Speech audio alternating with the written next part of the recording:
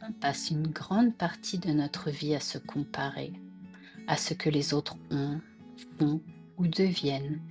Et souvent, cette comparaison nous vole notre paix intérieure.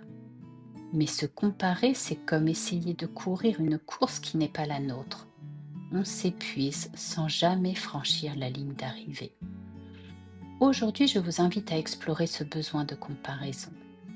Pourquoi cherchons-nous sans cesse à nous mesurer aux autres? Et surtout, comment s'en libérer pour retrouver la joie d'être simplement soi?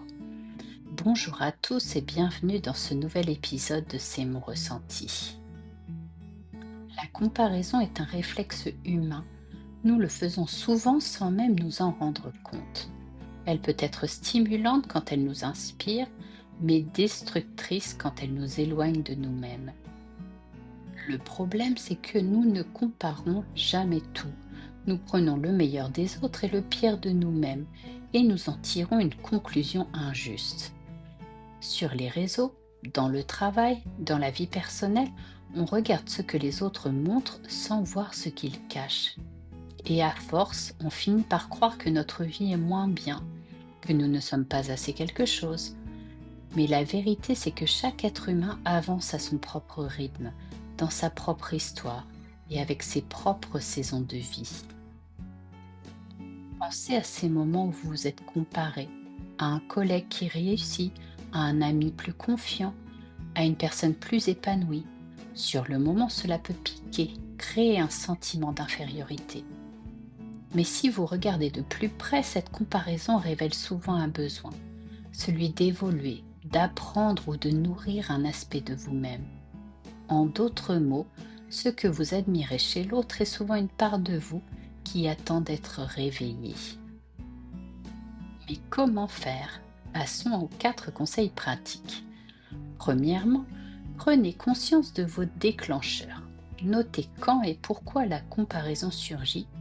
Est-ce sur les réseaux sociaux, au travail, en famille? Cela vous aidera alors à identifier les situations qui nourrissent ce réflexe. Deuxièmement, transformez la comparaison en inspiration. Au lieu de penser «je ne suis pas comme lui ou comme elle», demandez-vous «qu'est-ce que cette personne m'inspire et comment puis-je l'adapter à ma propre vie?» Troisièmement, revenez à votre chemin. Chaque fois que vous vous comparez, recentrez-vous.